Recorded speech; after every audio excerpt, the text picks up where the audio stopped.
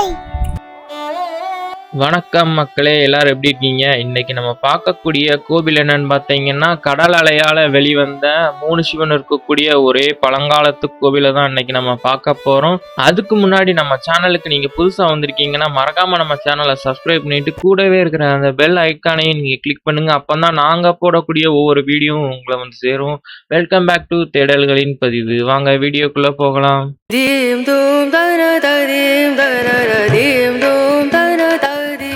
இந்த கோவில் எங்க இருக்குன்னு பார்த்தீங்கன்னா, ஓஎம்ஆர் ரோட்ல மகாபலிபுரம் போவதுக்கு 2 கிலோமீட்டர் முன்னாடி லெஃப்ட் சைட்ல தான் அமைஞ்சிருக்கு.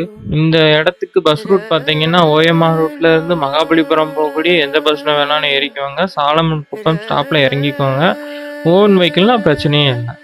ஃபைனலாக நம்ம அந்த கோவில் கிட்ட வந்தாச்சு. உங்களுக்கு பார்த்தாலே தெரியும், இந்த போர்டு வச்சிருப்பாங்க 3 சிவன்கள் இருக்கக்கூடிய ஒரே கோவில் சொல்லிட்டு. நம்ம அதுக்குள்ள ஒரு என்ட்ரன்ஸ் மாதிரி வச்சுருப்பாங்க. லெஃப்ட் எடுத்து உள்ளே போயிட வேண்டியதுதான். உள்ளே பார்த்தீங்கன்னா நல்லா கார் பார்க்கிங்லாம் ரொம்ப பெருசாகவே வச்சுருக்காங்க. நீங்கள் வந்து வேனு இந்த டூரிஸ்ட்லாம் வரவங்களுக்கு வந்து ஏற்ற மாதிரி தான் இந்த இது வச்சுருக்காங்க. ஏன்னா இது மகாபலிபுரம் பக்கத்தில் இருக்கிறதுனாலையும், இது வந்து ஒரு ஆர்கியாலஜி டிபார்ட்மெண்ட்டில் மெயின்டைன் பண்ணிட்டு வரதுனாலையும், ஒரு புராதன பாரம்பரிய சின்னங்கிறதுனாலையும் இந்த அளவுக்கு ஸ்பெசிலிட்டி பண்ணி வச்சுருக்காங்க. நீங்கள் ஃபேமிலியாக வர்றதுக்கு பெஸ்ட்டு ஒரு கோவில். அதில் மட்டும் இல்லாமல் ஒரு சூப்பரான பிளேஸ்ன்னு கூட இதை நீங்கள் சொல்லலாம். ஏன்னா அந்த அளவுக்கு நீங்கள் என்ஜாய் பண்ணலாம். ஃபேமிலியோடு கண்டிப்பாக அந்த கோவிலுக்கு நீங்கள் வரலாம். மோஸ்ட் ஆஃப் த பீப்புள், அதாவது லோக்கல் பீப்புளான சென்னை மக்களுக்கு நிறைய பேர்த்துக்கு இப்படி ஒரு இடம் இங்கே இருக்கதே தெரியாது. ஏன்னா மகாபலிபுரத்துக்கு தான் எல்லோரும் ஹைப் ஏற்றி விட்ருக்காங்க. அங்கே தான் மக்கள் கூட்டம் அலையும் போதும், அது இல்லாமல் டூரிஸ்ட்டுகளுக்கும் இந்த இடம் இருக்கதே தெரியாது. அதனால தான் இந்த வீடியோ நம்ம ஹைலைட் பண்ணி போடுறோம். கண்டிப்பாக நீங்கள் லோக்கலாக இருக்கவங்களும் சரி, டூரிஸ்ட் ஒரு சென்னைக்கு வந்தால் கண்டிப்பாக இந்த கோவிலுக்கு வாங்க. ஏன்னா நம்மளோட பாரம்பரியத்தை எவ்வளவு உயர்வானதுங்கிற காட்டக்கூடிய ஒரு இடம் தான் இது. கண்டிப்பாக நீங்கள் வாங்க. இதுக்கு டிக்கெட் பார்த்தீங்கன்னா பெர் பர்சனுக்கு வந்து 25 rupees சார்ஜஸ் பண்ணுவாங்க. ஏன்னா வந்து அந்தளவுக்கு எங்கள் நல்லா மெயின்டைன் பண்ணிட்டு வராங்க. ஏன்னா இது வந்து ஆர்கியாலஜி டிபார்ட்மெண்ட்டில் இருக்கிறதுனால. என்ட்ரன்ஸில் பார்த்தீங்கன்னா இந்த மாதிரி ஒரு போர்டு வச்சுருப்பாங்க. இந்த மாதிரி கோவில்லாம் பார்த்தீங்கன்னா தொல்துறை ஆராய்ச்சியாளர் கையில் இருக்கிறது நல்லது. ஏன்னா நல்லா மெயின்டைன் பண்ணுவாங்க. அதாவது பழமை மாறாமல் அப்படியே மெயின்டைன் பண்ணிட்டு வருவாங்க. அதுக்கு தான் நான் சொல்கிறேன், வேற எந்த நோக்கமும் இல்லை மக்களே. இங்கே வரணுன்னா நீங்கள் வந்து காலையிலேயே வர்றது ரொம்ப நல்லது. ஏன்னா 9 மணிக்கு ஓப்பன் பண்ணுவாங்க. அது மட்டும் இல்லாமல் வந்து நீங்கள் காலையிலே வந்தீங்கன்னா வந்து கோவிலுக்கும் போயிட்டு இங்கே ஒரு புலிக்குகை ஒன்று சைடில் இருக்குது, அதையும் பார்த்துட்டு, அது மட்டும் இல்லாமல் ஒரு சூப்பரான ஒரு இடம் ஒன்று இருக்குது. அதுக்குள்ள லாஸ்ட் சொல்கிறேன் மக்களே, அதையும் நீங்கள் பார்த்துக்கலாம். இங்கே உட்காரத்துக்கு நிறையவே இடம் இருக்குது. நல்ல நிழலாக இருக்கும். அந்த மாதிரி உட்கார கல்லுலேயே ஒரு சேர்லாம் வச்சுருப்பாங்க. அது மட்டும் இல்லாமல் பனை மரம், சவுக்கு மரம் எல்லாமே இருக்குது. பின்னாடி ஒரு பீச்சு வச்சுருக்காங்க. அதை கூட நம்ம ஆக்சஸ் பண்ணிக்கலாம். ஃபஸ்ட்டு நம்ம இங்கே ஒரு பிரம்மாண்டமாட்டு ஒரு கல் ஒன்று இருக்குது மக்களே, அதை நம்ம ஃபஸ்ட்டு பார்க்கலாம், பார்த்துக்கோங்க. ஏன்னா நான் வந்து பார்க்கும்போது தான் உங்களுக்கு தெரியும். இங்கே பார்த்தீங்களா, இது வந்து எப்படின்னு ஒரு 3 மாடி, ஒரு 3 இல்லை ஒரு 4 மாடி கட்டிடம் அளவுக்கு இந்த பாறை இருக்குது. அது வந்து ஒரு பிரம்மாண்டத்தின் உச்சம் தான். ஏன்னா நீங்கள் வந்து நேரில் வந்து பார்க்கும்போது தான் தெரியும் இது எவ்வளவு பிரம்மாண்டமாக இருக்குன்னு சொல்லிட்டு. இந்த கல் வந்து சும்மா இப்போ நார்மலாக இருந்தது தான், ஒரு பாறை மாதிரி இருந்தது தான். இங்கே வந்து வெட்டி எடுத்திருக்காங்க. அதுக்கான அறிகுறிகள்லாம் நம்ம பார்க்கும்போதே தெரியும். இது எவ்வளவு இங்கே பாருங்க, இவனோட என்னதான் சொல்றதுக்குன்னு தெரியல. இங்கேயும் வந்து நம்ம மக்கள் வாங்க வேலையை காட்டி விட்டுருக்காங்க. ராஜேஷ் லவ், ராணி லவ்னு சும்மா மார்க்கர் வச்சு இந்த காலேஜ் ஸ்டூடெண்ட்ஸ்லாம் நிறைய பேர் வராங்க. அவங்க தான் இந்த மாதிரி வேலைகள்லாம் பார்த்து விட்டுட்டு போகிறாங்க. நம்ம வந்து இதெல்லாம் வந்து நம்ம தான் வந்து பாதுகாக்க வேண்டிய ஒரு புராதன சின்னங்கள் தான் இது. ஏன்னா நம்ம ஒரு இந்தியனாக இருக்கோம், இந்தியனாக பிஹேவ் பண்ணுறது தான் நமக்கு நல்லது மக்களே. சரின்னு பட்டுனா கமெண்ட் பண்ணுங்கள்.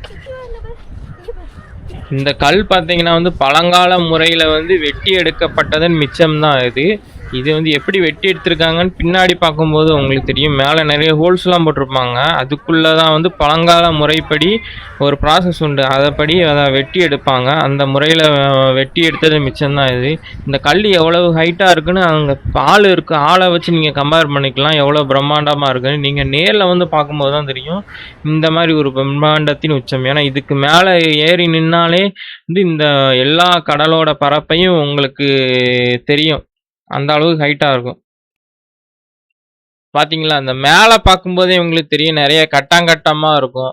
அதில் தான் வந்து இந்த பழங்கால முறைப்படி இந்த கல்லெல்லாம் வெட்டி எடுப்பாங்க. அது எப்படின்னு பார்த்தீங்கன்னா, இந்த மாதிரி ஒரு ஹோல்ஸ் மாதிரி போட்டிருப்பாங்க. சைடில் தெரியுது பார்த்தீங்களா, இந்த மாதிரி ஹோல்ஸ் போட்டுட்டு அதில் வந்து ஒரு மரத்துண்டு மரக்கட்டை ஏதாவது வச்சுட்டு அதுக்கு மேலே தண்ணி ஊற்றி வச்சுருப்பாங்க.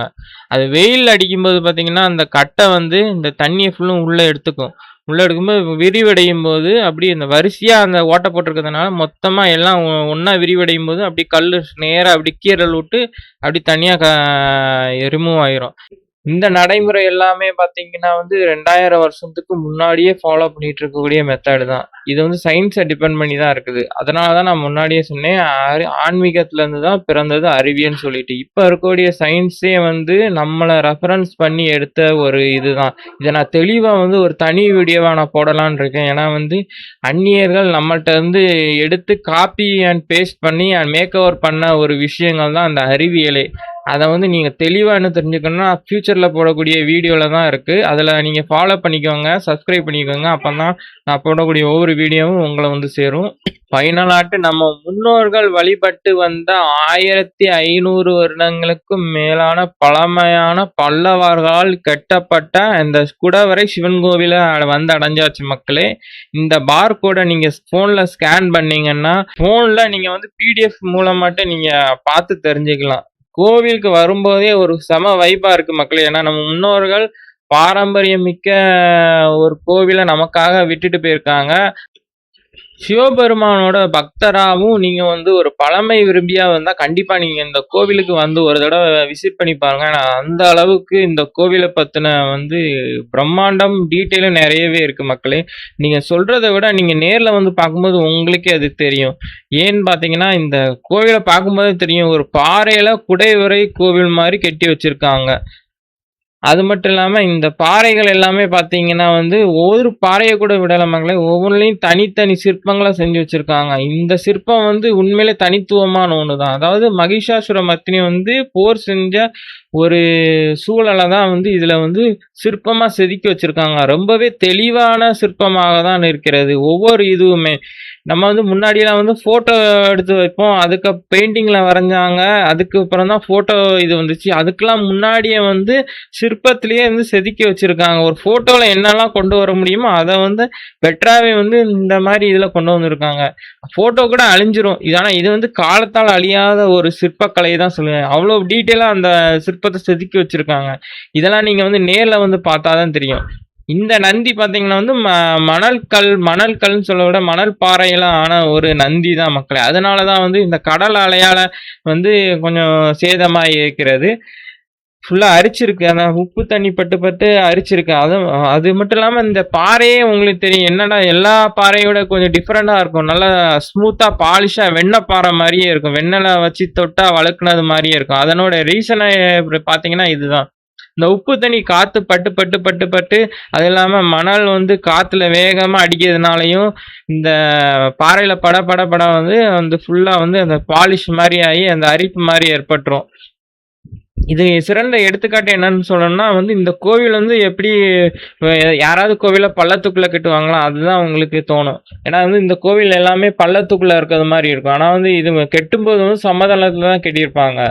கடல் அலையில வந்து மண் வந்து காற்றுல அடிச்சுட்டு வர்றதுனாலையும் இந்த சுனாமி போன்ற இயற்கை பேரிடனாலையும் மண்ணை கொண்டு தள்ளி தள்ளி தள்ளி வந்து இந்த கோவிலே மூடிடுச்சு. அதுக்கப்புறம் வந்து பேரலையினால வெளிவந்த இந்த கோவிலை வந்து சீரமைப்பு பண்ணி இந்த லெவலுக்கு கொண்டு வந்திருக்காங்க. இப்போ நம்ம பார்க்க போகக்கூடிய வந்து முதல் சிவன், அதாவது 3 சிவன்ல வந்து முதல் சிவன் இதுதான். இந்த பார்த்தாலே உங்களுக்கு தெரியும் இந்த மாதிரி சிவன் வந்து நார்த் இந்தியாவிலலாம் நாங்கள் நிறைய பார்க்கலாம். இந்த அமைப்புடைய சிவன்கள் எல்லாமே அந்த மாதிரி தான் வந்து செதுக்கி வச்சிருக்காங்க. ஒரு இது மாதிரி இந்த ஆண்புரியில் உள்ளது மாதிரி செதுக்கி வச்சிருப்பாங்க. இதுதான் முதல் சிவன். இது வந்து முன்னாடியே பழங்காலத்திலேயே வந்து வச்ச சிவன் தான் இந்த சிவன். அது மட்டும் இல்லாமல் இந்த பாறைகளில் கூட உங்களுக்கு தெரியும் கட் பண்ணி எடுத்த மெத்தட் எல்லாமே வந்து பழங்கால முறையை பின்பற்றி தான் வச்சுருக்காங்க. தெரியுதா? நான் முன்னாடி சொன்னேன் பார்த்தீங்களா, வரிசையாக ஓட்டையாக போட்டு வச்சுருக்காங்க பார்த்தீங்களா.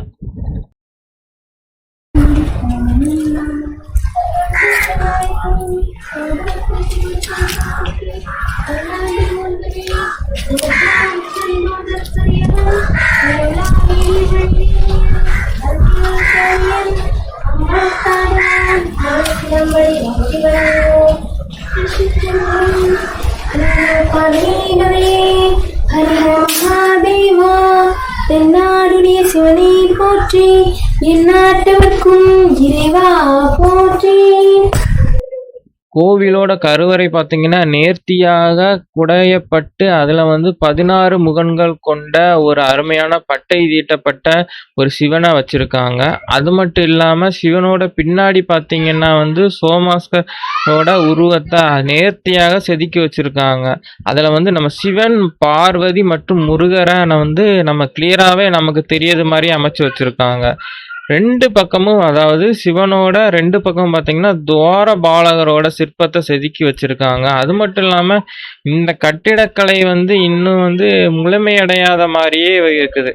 ஏன்னா இப்போ ஃபுல்லா ஃபினிஷ் ஆகுறதுக்குள்ள இயற்கை சீற்றம் நடந்திருக்க வாய்ப்பு இருக்கு. இந்த கல்வெட்டுக்கள்லாம் பார்த்தீங்கன்னா தெற்கு பக்கத்துல பார்த்தீங்கன்னா பல்லவ கிரகந்தமும், வடக்கு பக்கத்துல பார்த்தீங்கன்னா தேவநாகரிகம், அதாவது அந்த கல்வெட்டு தான் தமிழ்நாட்டிலேயே உள்ள பழமையான கல்வெட்டுக்கள் அந்த கல்வெட்டு தான் மக்களே. அதையும் செதுக்கி வச்சிருக்காங்க. நம்ம நின்றுட்டு இருக்கக்கூடிய ஃப்ளோர்ல பார்த்தீங்கன்னா ராஜராஜ சோழனோட கல்வெட்டுக்கள் இருக்கு.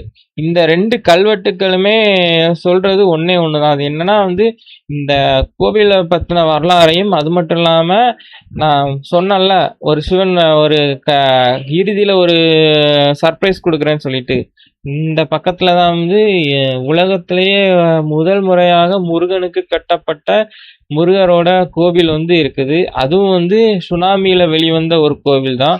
அதனோட குறிப்புகளும், இந்த கோவில் கட்டப்பட்ட குறிப்புகளும் இந்த கல்வெட்டுக்கள்ல எழுதி வச்சிருக்காங்க. அதை தான் நான் உங்களுக்கு சொல்றேன். 2 சிவபெருமானையும் வணங்கிவிட்டு வல்லவர்களின் இந்த குடவரை கோவிலையும் அவங்களோட தொழில்நுட்பத்தையும் வியந்து யோசித்துக் கொண்டே நாம் 3வது சிவபெருமானை தேடி நமது பயணத்தை ஆரம்பித்து விட்டோம்.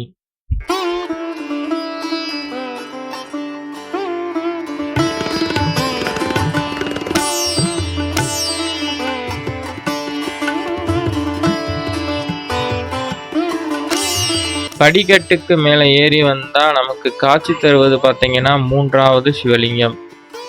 இந்த 3வது சிவலிங்கத்தை பத்தின தகவல் எதுவும் தெரியவில்லை. தெரிஞ்சவங்க மறக்காம நம்ம கமெண்ட் பாக்ஸ்ல கமெண்ட் பண்ணுங்க.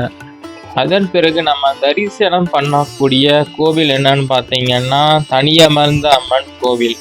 இந்த கோவில் பார்த்தீங்கன்னா இங்க சுனாமியால, அதாவது 2014 சுனாமி இங்க வரும்போது இங்க இருக்கக்கூடிய மக்களை எல்லாத்தையும் காத்த அம்மன் தான் இந்த அம்மன் சொல்றாங்க. அதுக்காக தான் இந்த கோவிலை இன்னும் டெவலப் பண்ணி கும்பாபிஷேகம் செய்து வச்சிருக்காங்க. இந்த கோவில் பார்த்தீங்கன்னா இங்க இருக்கக்கூடிய லோக்கல் மக்களால் ஆக்சஸ் செய்யப்படுகிறது.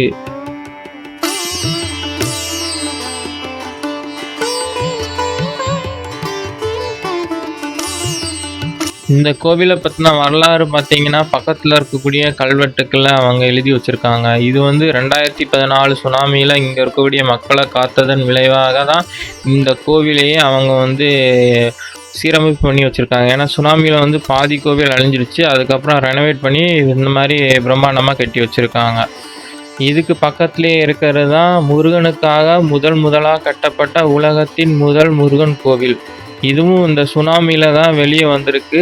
அது மட்டும் இல்லாமல் இந்த கோவிலை பார்த்தீங்கன்னா ஆர்கியாலஜி டிபார்ட்மெண்ட் சில மக்கள்கிட்ட பாதுகாப்பதற்காக ஃபென்சிங் போட்டு பாதுகாத்துட்டு வராங்க. அங்கே பார்வையாளர்களுக்கு அனுமதி கிடையாது. இதனோட ஃபுல் வீடியோ நம்ம அடுத்ததாட்ட அப்லோட் பண்ணுறோம். அதை நீங்கள் பார்க்கணுன்னு வச்சுக்கினா நம்ம சேனலை சப்ஸ்கிரைப் பண்ணி மறக்காமல் கூடவே இருக்கிற அந்த பெல் பட்டனை கிளிக் பண்ணுங்கள். அப்போ தான் நாங்கள் போடக்கூடிய ஒவ்வொரு வீடியோவும் உங்களை சேரும். இந்த சுனாமியால நமக்கு பல கோவில்கள் வெளியே வந்திருக்கு. அதாவது பூமியில புதைஞ்சிருந்த கோவில்கள் எல்லாமே வெளியே வந்திருக்கு. இது எதனால பார்த்தீங்கன்னா ஒரு நல்லது கூட இருக்கு. என்னன்னா நம்மளோட கொள்ளையடிக்க வந்த அந்நியர்கள்ட்ட தன்னைத்தானே பாதுகாத்து கொண்டு மீண்டும் வெளியே வந்திருக்குன்னு நம்ம சொல்லிக்கலாம். ஏன்னா அவங்க கண்ணில் மட்டும் இந்த மாதிரி பழங்கால கோவில்கள்லாம் கண்ணில் பட்டுனா கண்டிப்பா அழிச்சிருப்பாங்க. ஏன்னா அவங்க மதத்தையும் சேர்த்து தான் பரப்ப வந்தாங்க. அதனாலதான் நம்மளோட சில வரலாறுகள் மட்டும் நமக்கு எஞ்சி இருக்கிறது. இந்த வீடியோ பிடிச்சிருந்தா லைக் பண்ணுங்க. தெரியாத உங்க ஃப்ரெண்ட்ஸ் அண்ட் ஃபேமிலிக்கு ஷேர் பண்ணுங்க. மறக்காம உங்க கருத்துக்களை கமெண்ட் பண்ணுங்க. மீண்டும் ஒரு நல்ல வீடியோவில் சந்திப்போம். பாய் பாய் மக்களே.